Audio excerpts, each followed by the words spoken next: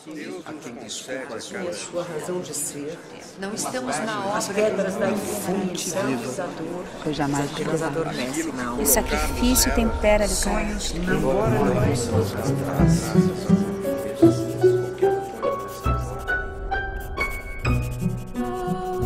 Embora ninguém possa voltar atrás e fazer um novo começo, qualquer um pode começar agora e fazer um novo fim.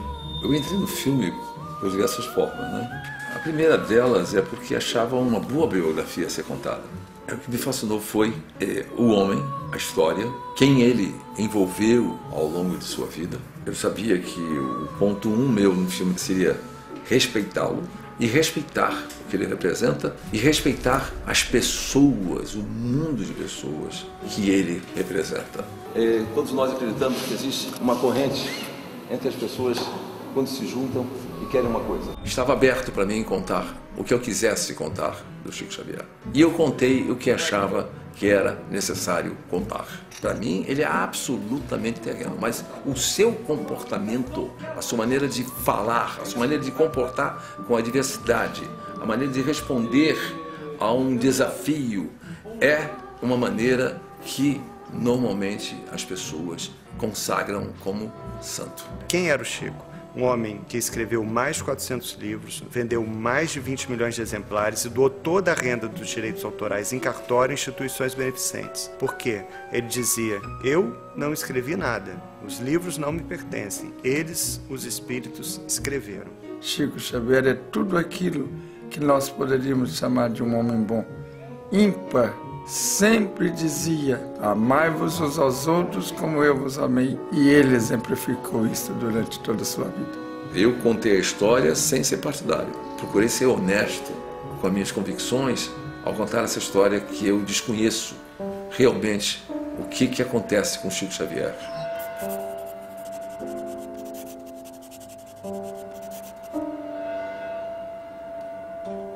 Quando o roteiro começou a ficar pronto, eu vi que eu precisaria de 3 Chico Xavier. O Nelson e o Ângelo foram primeiras escolhas. Não teve outras pessoas na minha cabeça.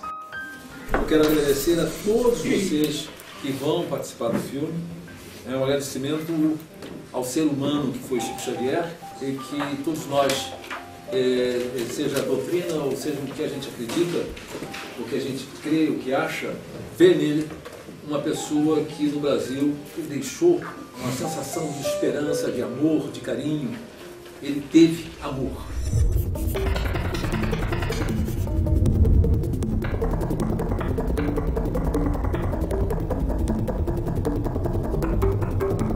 Atenção, som, câmera, 1, 2, 3, vácuo e bolso! É uma produção de 11 milhões de reais que foram gastos contando a fase de pesquisa, pré-produção, filmagem, pós-produção. 5 anos de roteiro, 6 meses de pré-produção, 8 semanas de filmagem e agora quase 8 meses de pós-produção. Em determinado momento do filme, a equipe fixa, quase vamos dizer assim, que transitou entre Rio, Tiradentes e Paulínia, 177 pessoas. Então é bastante gente para administrar, né? Na verdade é um filme muito grande, né? É um filme que parece simples, né? Contar a história de um personagem lá do interior de Minas, um sujeito que tinha uma simplicidade na sua vida, mas o filme em si não é nada simples, é um filme complicadíssimo.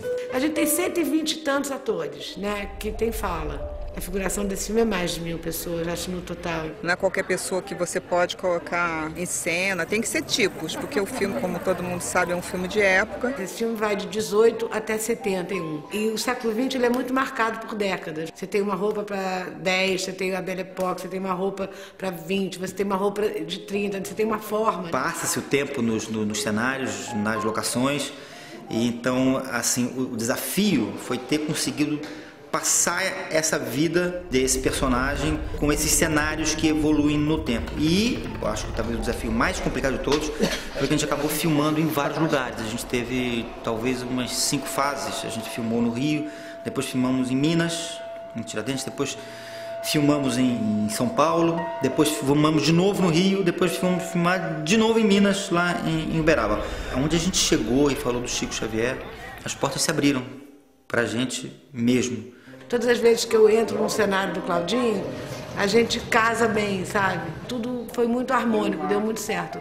As roupas entraram, pertenciam àquelas pessoas que moravam naquele lugar, que eram daquele cenário. Eu não queria que nada ficasse falso. Eu tive o maior cuidado possível. Tentei estudar ao máximo, de pesquisar cada material. Tive uma preocupação de estar trabalhando com HD. Esse filme é captado com digital. Eu acho que isso vai resultar numa nova fotografia à medida que a gente vai encontrar uma nova textura, uma nova cor. Mas esta é a imagem que toda a nova geração está se acostumando, porque é a imagem que está no computador. Eu acho que se pode fazer um bom filme filmado em HD, filmado com a câmera RED ou com outros tipos de câmeras que tem. Acho que a gente tem agora que desenvolver um novo olhar sobre a fotografia no cinema. Resumindo, a gente tem um período mais barroco do filme, que é o período onde não tem luz elétrica. A fotografia tem um tom mais quente, a fonte de luz